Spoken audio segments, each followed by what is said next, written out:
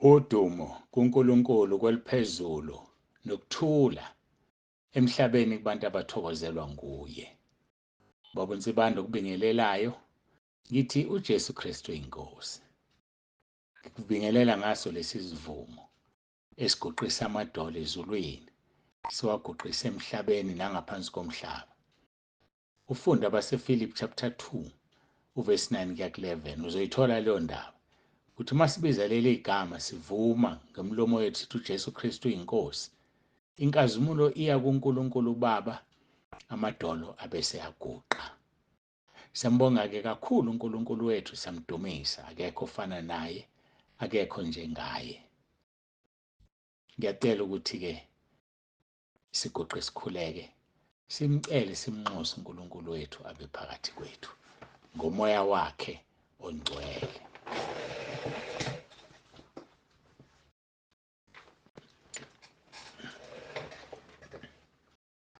Baba olungileyo, Baba nomusa, egameni lendodana yothando lwakho uJesu Kristu waseNazaretha oyinkosi yethu, siyathoba phambi kobuso bakho nangaso lesi sikhathi sibonga uthando sithande ngalo. Ngiyacela-ke uNkulunkulu wami nomusa ukuba ube kanye nathi. Ngiyakhuleka futhi Nkosi ukuthi uqhubeke nabantwana bakho, ubathinte bangenise abantu. Siyabona umgodi osihlalele mkhulu kangakanani. Siyabona futhi ukuthi sikude kangakanani nethagethi yethu ka-10,000 ngoMarch. Kodwa siyazi ukuthi akukho okukuhlulayo. Thinta Nkosi abantwana bakho bangenise abantu. Bathinte Nkosi, ngiyakholelwa ukuthi uzobathinta. Nozabalazayo angazabalazi, amlethe umuntu angamahluleli, athi angikwazi ukulethwa njengoba kuwukuthi. Ngoba thina sibaza becebo lakho, wena obaziyo. Ngakho ngiyathandaza Nkosi ukuba ukhulise lo msebenzi. Ngiyathandaza Nkosi ukuba baphumile babuye kakhulu uma bengabe cebo lakho. Ngiyakhuleka Nkosi ukuba abaphumayo bangaphumi ngaphandle uma kungebona becebo lakho, ngoba vele bazoba inkinga uma behlala kanti wena ubafuni. Ngiyathandaza-ke Nkosi, siza kuwena nangaso lesi sikhathi. Ngikhulekela uNkulunkulu wami abagulayo ukuthi ubaphilise. Uyamazi lo naloyo lapho egula khona, akuthi maqhubeka leli zwi asinde, ngoba izwi lakho liphilile linamandla. Izwi lakho liyaphilisa. Ushilo kumaHubo 107 verse 20 wathi uthumela izwi lakho libaphilise libakhulule emathuneni. Yenza umsebenzi wakho-ke Nkosi, ngiyacela. Wenzele igama lakho udumo. Nkulunkulu wethu, siyacela uqhubeke ube nathi. Babusise Nkosi abaletha abantu. Babusise Nkulunkulu wami ngesibusiso esingakhulumeki kulo mhlaba. Suthisa ukulangazela kwabo kwelizayo, bawuthola umqhele wabo wokulunga, ngoba bebuyisile abantu ekoneni kwabo, zasitshekelwa izono zabo. Thatha udumo-ke Nkulunkulu wethu nangalesi sikhathi. Siyabonga, siyathoba. Khuluma Nkosi, usebenzise lo mzimba, nami ngilalele. Khuluma moya ongcwele, khuluma moya weqiniso, khuluma mduduzi. Qalekisa konke okumelene nokulalelwa kwezwi lakho. Abanye bethi balalela inkonzo baphatha ubuthongo, abanye balalela inkonzo bayabhluza bacabanga ezinye izinto. Ngiyawuyala lo moya ukungalaleli izwi lakho. Ngithi awuphume ugoduke uhambe esihogweni. Basizeke Nkosi abantwana bakho, balizwe izwi balenze kuze bafane nendoda yakha indlu yayo phezu kwedwala. Siyalazi idwala esilinikeziwe linguwe Nkosi Jesu. Siyabonga, sinikela kuwena le nkonzo, nginikela kuwena abantwana bakho abalalele ngazo zonke indlela abalalele ngazo, abasekhaya lezwi nabazothunyelelwa bengekho ekhaya lezwi, babusise. Nalabo Nkosi abayibuka ku-YouTube noma ngasiphi isikhathi oyibukayo Nkosi, ngiyacela uwenze umsebenzi. Siyabonga kakhulu nangomsebenzi owenzayo ngokwabaseRoma 10 verse 9 olaphaya ku-YouTube. Siyabona imangaliso Nkosi ozenzayo. Abantu baningi asebelalele lo mkhuleko bangaphezulu ka-11,000. Udumo lonke Nkosi silinikeza wena. Sebenza Nkosi ukuba uSathane angathola abantu abaningi ayinabesihogweni, kodwa Nkosi ibandla lakho libuye elisey'ndaweni ey'ningi ey'hlukeneyo, libuye ngokukhuleka lomkhuleko, bathethelelwe, basindiswe, ngoba insindiso iphelele umuntu mayevume ngomlomo ukuthi uJesu Kristu uyinkosi, wakholwa enhlizweni yakhe ukuthi uNkulunkulu wamvusa uJesu kwabafileyo, uthe Nkosi kuba ukulunga, kuba ngokusindiswa. Siyabonga ivangeli osinikeze lona eliphilayo. Siyabonga ukuba nevangeli elifana ncamishini elebandla lokuqala kwizenzo chapter 2. Siyayibona imangaliso zenzayo. Basize nabasanda ukungena besalangazelela, ubasuthise Nkosi. Konke lokhu sicela ngegama elinamandla, elibusayo, elingaphezu wonke amagama anikezwe ebantwini kuleli na wonke amagama ngisho nakwelizayo, uJesu Kristu uyinkosi. Amen.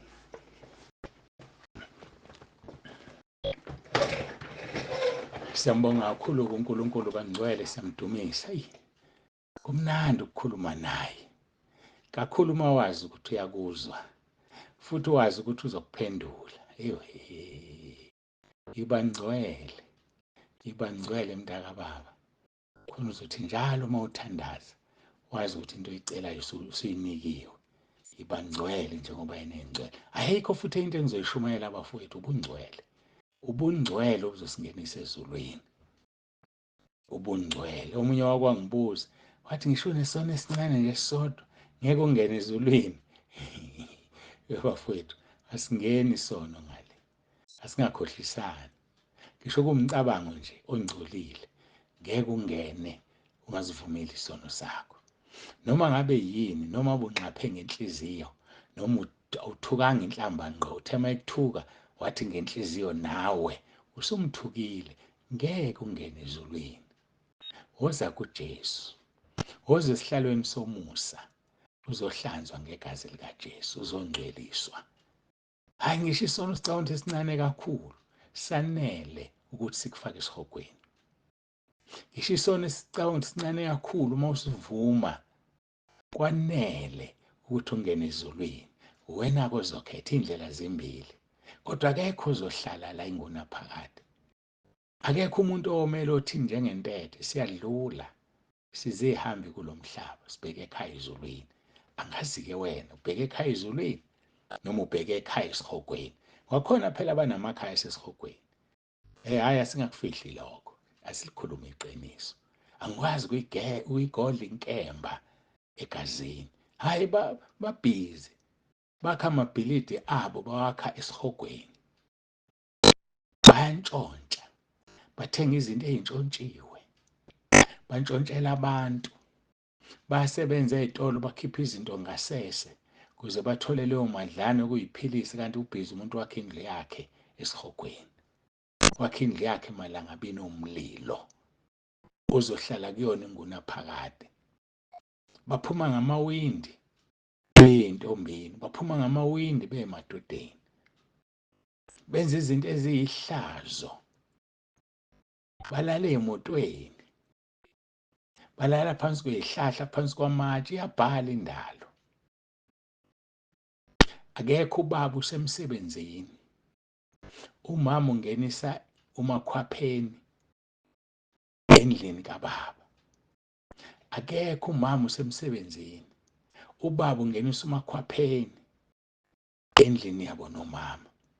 Wes bazibolala e-main bedroom. Angisho ukuthi amanye angcono, indelelo, ihlazo. Uphinde u-enjoy kanjani ukulala kulelo kamelo elinama-memories abhedayo. Ngena ekamelweni ucabanga umkakho, ngena ekamelweni same room ucabanga intombi obulele nayo lapho. Hayi bazalwane, luyeza usuku. Funda uMalaki chapter 4 verse 1 and 2. Luvutha njengeziko bonke abaziqhenyayo nabo bonke abenza okubi. Luzobashisa lungabashiyeli impande nagatsha. Hayi liyeza lona usuku, alulodwa. Kodwa uNkulunkulu usibekezelele ngoba engafuni kubhubhe noyedwa.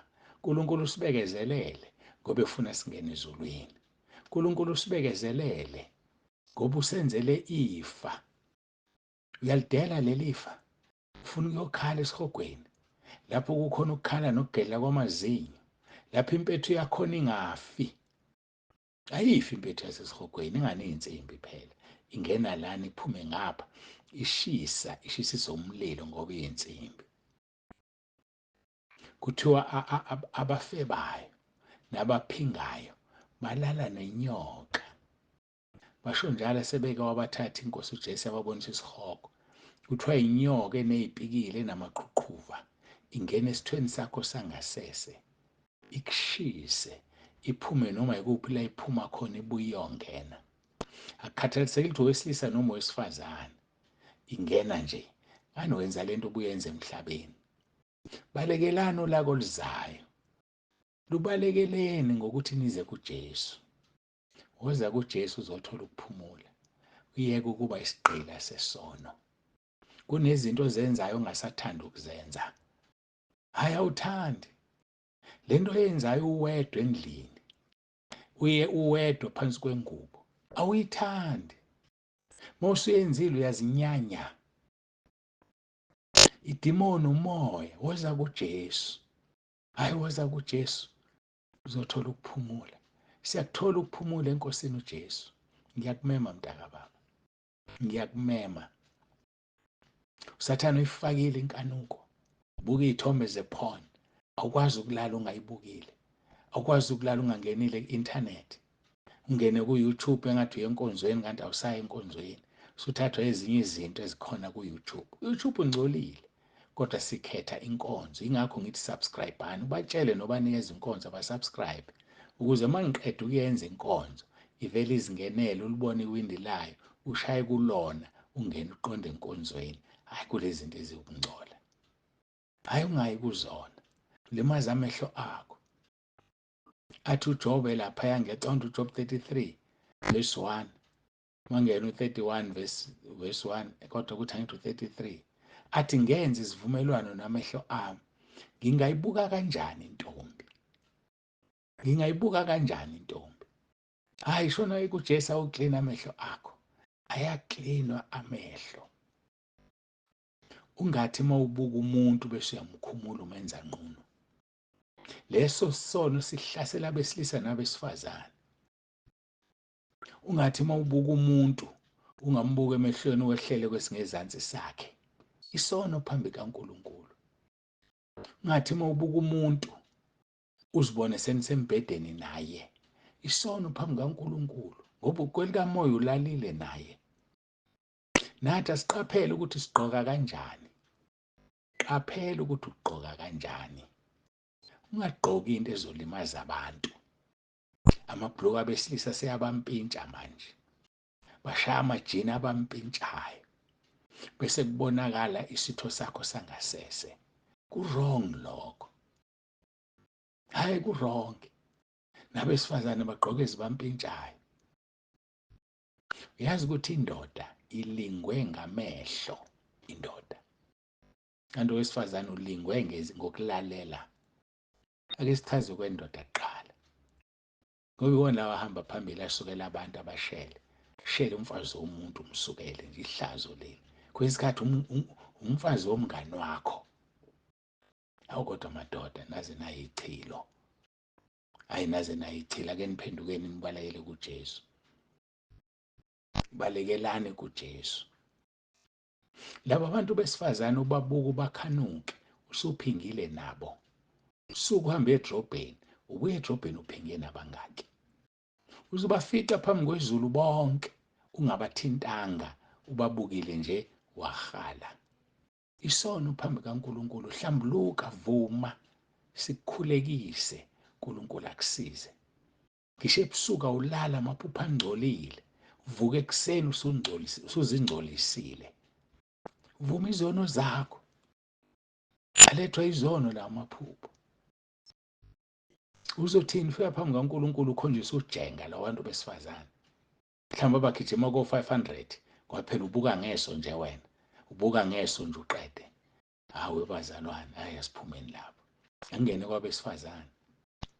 Indlela ogqoka ngayo lento yakumpintsha. Whether ingubo noma ibhlukwe. Ugqoke uhambe ze kodwa ukuthi ugqokile. Uyothini ezulwini mangaka amadoda olala nawo kwelikamoya. Mangaka amadoda asekungcolisile. ungcolile phambi kaNkulunkulu, uyanuka phu. Woza kuJesu uhlanzwe ngegazi likaJesu, uyanuka phu. Ukuthi thina sizwa sikuzwa ngoba senyameni, kodwa abakumoya hayi bayakuzwa. uNkulunkulu uqobo lwakhe akasafuni ukubheka, kanti kufanele sibe yiphunga elimnandi, sibe yiphunga likaNkulunkulu, kuNkulunkulu le ndodana yakhe. Lisho njalo iBhayibheli lithi niyiphunga likaKristu kuNkulunkulu. Why? Ngoba sigezwe ngegazi lendodana yakhe. Uma sesigeze ngalo sinuka lona, bese yasithanda uNkulunkulu. Geza ngegazi likaJesu. Busisiwe olonda hlanzi izingubo zakhe zibe mhlophe egazini lewundlu. Ubusisiwe oyigcina ingubo yakhe imhlophe, ongenayo imizindla emibi, ongenayo imicabango emibi, ongenaso isandla esilula sokuntshontsha, ongenalo ulimi olubi lokuhleba, lokuxabanisa, ulimi olubi lokuyenga abesifazane, amehla amabi alaliswayo agcwele ukuphinga okuyenga amadoda. Khona abantu besifazane abayincomathi, ama ngifunda indoda mina ngiyithola. Uyazi ukuthi uyenga kanjani, yikho bathola igama amayenga ndoda. Asibe ngcwele bafowethu. Ngeke ube ngcwele ungayivumeli izono zakho. Uthi uzoyeka, yikho phela singayekeki nje isono, ngoba sivunyiwe, asigeziwe egazini likaJesu. Sizoyekeka only if usivumile. Zaka 28 verse 13. Ofihla iziphambeko zakhe ngeke aphumelele, kodwa ozivumayo azishiye uzothola umusa. AmaHubo 32 verse 1 and 2. Ubusisiwe lowo osono sakhe sithethelelwe. Ubusisiwe loyo uJehova angambaleli izono zakhe, angambaleli ububi bakhe. Akazi ukukubalela ngoba uzile wakuvuma, wakubala wena phambi kwakhe, abesesebenzisa igazi lendodana yakhe uhlanzwe. Hayi mina ngazi songena kuliphezulu. Nginivulela umnyango wezulu ngomusa kaNkulunkulu. Nginitshela amathiphi izinto zokwenza ungene ezulwini. Ukuvuma isono ukhiye. Kwawena imikhuleko yakhe ayiphendulo ngoba isono siwudonga. Isono siyakuvimba. Isaiah 59 verse 1 and 2. Isandla sikaJehova sifinyeziwe ukusindisa, nendlebe yakhe ayinzima ukuzwa, kodwa ububi benu obunahlukanisa naye. So-ke manje uyathandaza awuzwakali. Uzozwakala kanjani izono zewudonga? Diliza udonga. Uye kumuntu oselidilizile akuthandazise kudiliko lwakho, khona uzokwazi na ukum-own uNkulunkulu. Uziyele kuyena ngesikhathi osithandayo, ucele kuyena into oyifunayo, uyithole ngesikhathi osithandayo. Ushilo phela John 15 verse 7. Wathi uma nihlala kimi namazwi ami ehlala kini, nocele nikuthandayo nikwenzelwe. Inkinga yethu asihlali kuye. Inkinga yethu asifune amazwi akhe ahlale kuthini. Ukuhlala kwamazwi akhe kuthini? Ukwenza izwi. Ayilenzeni izwi bafowethu, lenzeni izwi. Uma ungalenzi izwi usenkingeni. Mina ngeke ngikukhohlise. Uma ungalenzi izwi usenkingeni enkulu. Bathi abakwazi ukukhuluma usenyongweni. Yenza izwi. Athi uJesu John 7:38, okholwa njengokusho kwemibhalo, eswini sakhe kogobhoza imfula yamanzi aphilayo. Mayigobhoza imfula. Bese lithi 39, wayikhuluma ngomoya ongcwele ngoba wayengakafiki kuwo. Umoya ongcwele amanzi agobhozayo okuphila. Umuntu onomoya ongcwele mawukhuluma naye kuphuma ukuphila. Umuntu onomoya ongcwele awufuna ukuqhelelana naye ngoba uyakuphilisa. Umuntu onomoya ongcwele unaye yena wena umoya ongcwele? Ngiyabuza, unaye yini umoya ongcwele? Zigeze ube clean, vuma izono zakho, ubhabhadiswe egazini. Ngokuvuma izono uklinwe, bese uzobhabhadiswa emanzini. Athi uJesu ongazelwe ngokusha ngeke ubone umbuso wezulu. Athi ongazelwe ngamanzi nangomoya ngeke ubone umbuso wezulu. Inkinga mosilalela kahle statement sakho uqala thini? Athi ngiqinisile, ngiqinisile. Hayi-ke make inkosi yamakhosi yathi iqinisile, uma ingonyama isizwe sakaJuda yathi iqinisile, khohlwa kodlula izulu nomhlaba, akudlula nelodwa igama likhulumile wayesethi uqinisile. Phela sikhonza uJesu oyiqiniso, uyindlela nokuphila neqiniso, uthi akekho ozoyakise ngaphandle kwakhe. Abesethi amanga angakasathane, okhuluma amanga ufuzo uyise usathane. Kunabazalwane abaphila ngamanga, abaqamba nje amanga, bafuze uyise wabo usathane, bacashe ngegama lobuzalwane. Lahlana amanga, khuluma iqiniso omunye komunye, ungakhuluma izinto ezilimazayo, ungahlebi, ungahletshelwa, ungabi namamuthi. Uma kumnandi kuwe ufuna ukukhulumisa bonke abantu, makungemnandi kuwe bathi bakukhulumise ukubhovungule ngolaka. Umzalwane onjani loyo? Hayi, mina ngiyabuza, hlobo luni lomzalwane lolo? Ngimali sokuthi angaze ngilifunde izwi namhlanje. Hawu bakithi, ngithandazile nje ngathi umoya ongcwele ithathe le nkonzo, uyithathile-ke manje. Izwi asalifundile, sekuphela isikhathi, sengizokhuleka ngivalelise, kodwa ngilikhulumela liningi izwi. Onendlebe uzwile, and lalela kuhle ngoba i-VN le noma uYouTube, uma ungizwanga kahle qale phansi Inkonzo, ngoba kuJohn chapter 12 verse 48 uthi ngeke asasehlulela, kodwa yizwi alikhulume kithi lizosahlulela. Yabona le nkonzo namhlanje ayizokuhlulela mntaka baba, hayi mina ngazi izokwehlulela. Uyothula nje asonge izandla kubuke bese kudlaliswa le nkonzo, uzwe ivoice. Uthi ngoba ngiyayazi nje le voice, ngikhumbula emhlabeni athi kwakungeyena-ke wayikhuluma, kwakuyimina ngisebenzisa yena. Sisaya osukwini olukhulu oluvutha njengeziko. Bonke abaziqhenyayo nabo bonke abenza okubi luzobashisa, lungabashiyeli impande nagatsha. Lapho impethu yakhona ingafi, lapho ingoma yakhona ipractice-zwa, uthi ungena ubuyiqala uthi maye maye, awuzolicula leli culo uthanda ungathandi, ngoba ufuna ukwenza intando kaNkulunkulu, awufuni ukumkhonza ngobungcwele uNkulunkulu. Lahla isono. Yazi isono sizwakala simnandi, kanti okwesikhashana nje umlilo okhokhela leso sono uyingonaphakade. Hlupheka ngenxa kaJesu, utuba umzimba wakho ngenxa kaJesu, uzidiscipline ungazenzi izinto ezinye ngenxa kaJesu. Deda kukho konke, nokubonakala kukubi kungekubi, deda. Uyeke ukuphuza amanzi ngebhodlela likabhiya, ngoba uma sikubuka sithi uphuza utshwala kanti wena uyazi ufaka amanzi.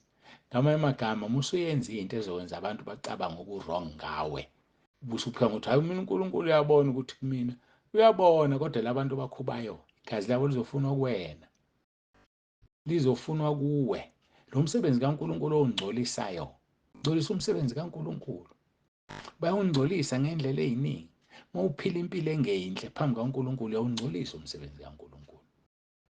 Uma wenza izinto ezingcolile, uqede lapho uziposte, uqede lapho uzifake kwi-social media, hey, yazona ulwa noNkulunkulu uqobo lwakhe, kodwa ubusuzibiza ngomntwana kaNkulunkulu. Hayi, ngeke usinde. Mina ngiyakutshela nje ngengikhohlisa, ngeke usinde. Awukwazi ukuthatha ukungcola kwakho ukunekela izwe bese uyasinda. Never. Uzoqala kulo mhlaba uNkulunkulu azoqeda ngawe esihogweni. Ngakho-ke protect ivangeli, protect umsebenzi kaNkulunkulu. Qaphela ukuthi uhamba kanjani. Inkambo yakho ayibe yinhle, inkambo yakho ayibe ngcwele, ngoba sisazothola umvuzo ngezinto esizenzile nangezithelo zento esizenzile. Usazojeziswa ngomsebenzi owenzile o-wrong.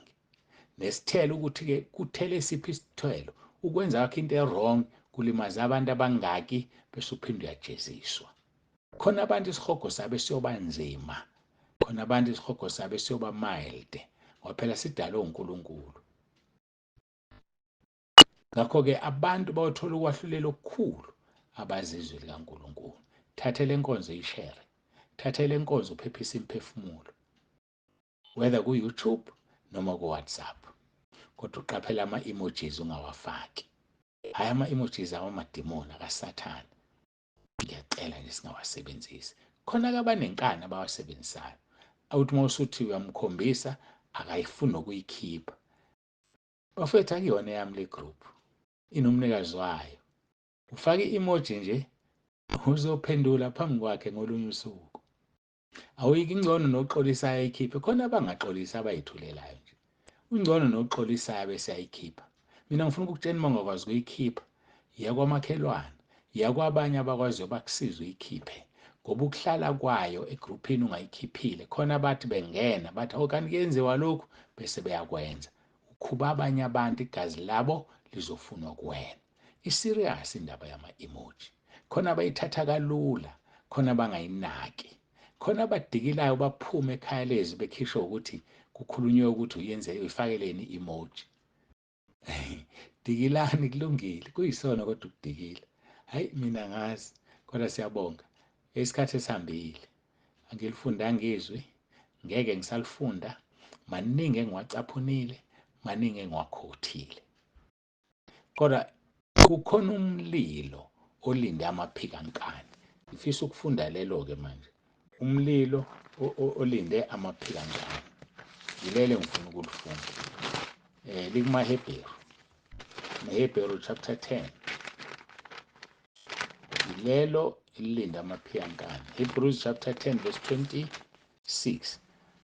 Ngokuba uma sona ngamabomu emva kokuba sesamukela ukwazi kweqiniso, akusekho umnikelo ngezono, kepha kuphela ukulindela okwesabekayo kwahlulelwa nomlilo oshisayo ozakuqeda amaphikankani. Ngokuba uma sona ngamabomu emva kokuba sesamukela ukwazi kweqiniso, akusekho umnikelo ngezono, kepha kuphela ukulindela okwesabekayo ukwahlulelwa nomlilo oshisayo ozoqeda amaphikankani. Asiguqe sithandaze.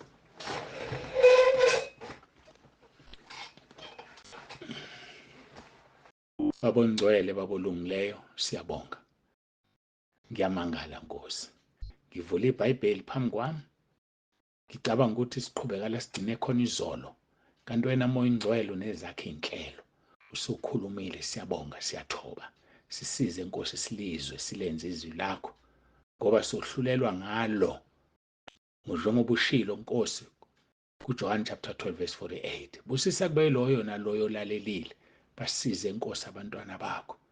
Bazincenge, bahlukane nezono, bahlukane nobubi. Bazi ukuthi ukujabula kwesikhashana, umvuzo wakhona umlilo ngunaphakade. Gcono sihlupheke kwesikhashana kuze sijabule ngunaphakade. Dumo lonke silinikeza wena. Siyabonga uNkulunkulu wethu, siyabonga Moya Ngcwele. Khumbula wonke ama-branches akhona sentabeni, asize uNkulunkulu wami. Asize bayenze intando yakho, abaholi bawo nabazalwane bawo. Ngiyacela uNkulunkulu wami, ngoba iluyeza usuku olunzima kubantu abadembeselayo. Siyabonga ke uNkulunkulu wethu, dumo lonke silinikeza wena, uJesu Kristu Uyinkosi. Amen.